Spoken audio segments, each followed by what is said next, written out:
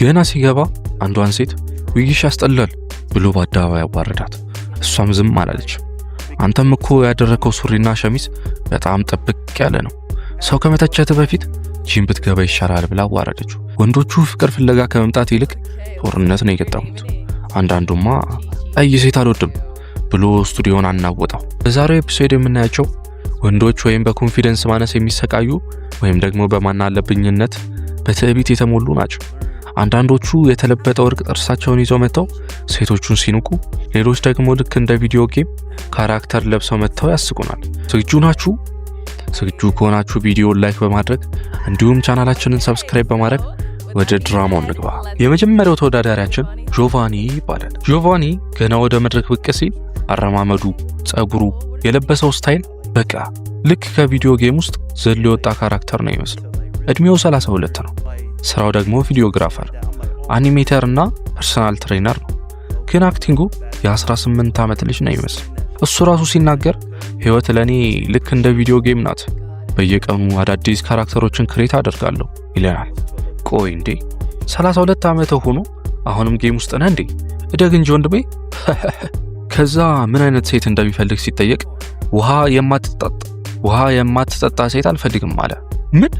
አዎ አንድ ጊዜ ከአንዲት ሴት ጋር አውርቶ ውሃ እንደማትጠጣ ስትነግረው ደንግጦ እንደነበረ ይነግረናል። ቢያንስ አትክልት እንኳን አንበላም እንዴ ይላል። እሺ ይህ ጥሩ ነው፣ የጤና ጉዳይ ነው።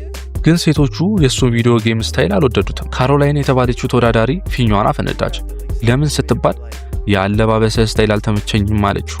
ጆቫኒ ግን ትከሻውን ሰበር እያደረገ እኔ መሆን የምችለው ራሴን ብቻ ነው ይላል። ከዛ ቴይለርም ፊኛዋን አፈነዳች። አለባበሰ በጣም የልጅ ነገር ነው ስትለው ጆቫኒም አሁንም ትከሻውን ሰበር አድርጎ ወንድሜ ራሴን ብቻ ነው መሆን የምችለው ማለት ጥሩ ነው። አሁን ትከሻውን ሰበር አድርጎ እኔ ራሴን መሆን ብቻ ነው የምችለው አለ። ወንድሜ ራስን ብቻ ነው መሆን የምችለው ማለት ጥሩ ነገር ነው፣ ነገር ግን ቢያንስ ሰዎች የሚነግሩን ስማ እንጂ። ነገሩ እየከፋ ሲመጣ ጆቫኒ ራሱ ማጥቃት ጀመረ። ኪናኒ የተባለችውን ቆንጆ ልጅ የእሱን አእምሮና ክሬቲቪቲ እንደወደደችው ስትነግረው ጆቫኒ ግን የእሷን ፊኛ ፈነዳ። ለምን? ቀያዮቹን ሴቶች እየሸሸው ነው አለ። ራሳቸው ወደ እኔ ይመጣሉ እንጂ እኔ አልፈልጋቸውም ማለት። ጉድ እኮ ነው። በመጨረሻም ቺቺ የተባለችው ሴት አንተነትህ ቫይበህ ሲጀመር ጥሩ ነበር፣ ግን መመለስ ስትጀምር ምላሶችህ በጣም አናደዱኝ ብላ ዘጋችሁ። ጆቫኒ ሁሉም ፊኛ ፈንድቶበት ሲያበቃ የሆነ የ5ኛ ክፍል ተማሪዎች የላኩበትን የምስጋና ቪዲዮ አሳይቶ በክብር ተሰናበተ። ምን አይነት ጅምር ነው! ቀጣዩ ተወዳዳሪያችን ዴቪድ ይባላል። ዴቪድ የ30 ዓመት ፖስተኛ ሲሆን ለትርፍ ጊዜ ኢንቨስተርም ነው። ግን ዴቪድ መድረክ ላይ ብቅ ሲል ዋው! ግማሹ ሮዝ ግማሹ ነጭ የሆነ ሱፍ ለብሶ ጸጉሩ ላይ ጌጣጌጥ አድርጎ አፍንጫውን ተበስቶ ጆሮ ላይ የሚንጠለጠል ሎቴ አድርጎ ነው የመጣው። አሊሻ የተባለችው ሴት ፊኛዋን አፈንድታ በጣም አብረቀረክብኝ፣ ልብስ ልክ የፋሲካ በዓል አስመሰለ ብላ ፊት ለፊት ነገረችው። አሸበረክ አለችው። ኬናኒ ደግሞ በኤስቴቲክስ አንገናኝም፣ ክሬቲቪቲ ሚሳል ላይ መንታለን ብላ በእንግሊዘኛ አራቀቀችበት። ግን የዴቪድ ትልቁ ችግር ልብሱ አልነበረም፣ የኮንፊደንስ ማነስ እንጂ። አፍንጫ ላይ ያለው ቀለበት አልተመቸኝም ስትለው ዴቪድ ምን ቢል ጥሩ ነው? አንቺ ቆንጆ ነሽ፣ ስለ አንቺ ታይፕ ስላልሆንኩኝና አፍንጫ ላይ ስላለው ነገር ይቅርታ ጠይቃለሁ አለ። ይቅርታ? አፍንጫህን የተበሳኸው አንተ ደስ ብሎ ያደረግከውን ነገር ሌላ ሰው ስላልወደደው ለምን ይቅርታ ትጠይቃለህ? ይህን ያየችው ሉና ፊኛውን ዱብ አደረገችው። ንግግርህ አሪፍ ነበር፣ ነገር ግን በራስ መተማመን ያለው ወንድ ነው ይፈልገው። ለአፍንጫ ቀለበት ይቅርታ መጠየቅ አልነበረብህም፣ ራሱን የማይደብቅ ወንድ ነው ይፈልገው ብላ የዴቪድን ወንድነት ገደለችው። እውነት ለመናገር ሴቶች በራስ መተማመን የሌለው ወንድ አያከብሩም። ዴቪድም የፋሲካ ሱፉን ይዞ ወደ ቤቱ ተመለሰ። አሁን ደግሞ ወደ ቀኑ ዋና ኮከብ ወደ 39 ዓመቱ ዳኒ እንምጣ። ዳኒ የታክስ አማካሪ ነው። ራሱን ሲያስተዋውቅ በጣም ብዙ ብር በፍጥነትና በህጋዊ መንገድ አመጣላችኋለሁ ይላል። ዳኒ በጣም የተማረ መጽሐፍ የሚያነብ አድቬንቸረስ እንደሆነ ይነግረናል። ግን የሚወዳቸው ነገሮች ምንድናቸው ተብሎ ሲጠየቅ በጥሩ ዊግና በመጥፎ ዊግ መካከል ያለውን ልዩነት የማታውቅ ሴት አልፈልግም አለ። ምን? የ39 ዓመት ጎልማሳ ፕሮፌሽናል አደባባይ ወጥቶ ስለ ሴቶች ዊግ ጥራት ነው የሚያወራው? ከዚህ በኋላ ነው ድራማው የጀመረው። ዴጃ ፊኛዋን አፈነዳች። ለምን? እኔ ስካይ ዳይቪንግ ማድረግ እወዳለሁ፣ ጀብዱ ፈልጋለሁ አለችው። ዳኒ ግን አረ እኔ አየር ላይ አልዘልም፣ አንድ ልጅ ዘሎ ሞቶ እናቱ $40 ሚሊዮን ተከፍሏታል፣ እኔ አልዘልም፣ ከፈለግሽ አንቺ ዘለሽ እኔ ታች ጠብቅሻለሁ አለ። ዳኒ ለህይወቱ በጣም ስስታም ነው። ይሄ ብቻ አይደለም፣ ሉና በጣም አርጊው ታረጋለህ ወይም ትከራከራለህ አለችው። ዲፌንሲቭ ናት ስትለው ዳኒ አፉን ከፈተ። እኔ አልከራከርም። መከራከር የለስላሳ ወንዶች ባህሪ ነው። መከራከር የሴቶች ባህሪ ነው። እኔ መፍትሄ ነው የሚፈልገው። ወንድ ልጅ የተወሰነ ደረጃ ላይ ሲደርስ ችግር ፈቺ ነው የሚሆነው እንጂ አይከራከርም ብሎ ፍልስፍናውን አፈሰሰው። ግን የዳኒ ትልቁ ውርደት የመጣው ከቺቺ ነው። ቺቺ ፊኛዋን አፈነዳችና እንዲህ አለችው፣ አንተ ስለ ሴቶች ዊክ ታወራለህ፣ ግን ራስህን አይተኸዋል? በጣም ጠባብ ሸሚዝና ጠባብ ሱሪን የለበስከው፣ በዛ ላይ ቅርጽህ። ሰዎች ላይ ኤስቴቲክስ የምትጠብቅ ከሆነ አንተም በቅድሚያ አለባበስህ ጥሩ መሆን አለብህ። ጂም ብትገባ ይሻልሃል አለችው። ወይኔ ውርደት! ቦምብ! ቺቺ ቀጥታ ነው ያወረደችው። ዳኒም ደንግጦ አረ ማርች 2025 የኔ ዓመት ነው፣ ባለፉት 2 ሳምንታት 10 ፓውንድ ቀንሻለሁ እያለ ማስተባበል ጀመረ። ቺቺ ግን አላቆመችም። አይ ማርች ላይ አይደለም፣ አሁን ውበት የለህም አለችው። ዳኒ አሁንም አላረፈም። ኬን ፊኛዋን አፈንድታ መጽሐፍ ማንበብህ ደስ ይላል፣ ግን ምንም ስሜት አልፈጠርክብኝ ስትለው ዳኒ ተናዶ እኔም አልወደድኩሽም፣ ጸጉሮች ልክ እንደ እንጉዳይ ነው የሚመስለው ብሎ ሰደባት። ማይካ መልሶች በጣም እልህና አቲቲዩድ አላቸው። እኔ ሴት ነኝ፣ እኔ ልኩራራ፣ አንተ ወንድ ሁን እንጂ ብላ ዘጋጁ።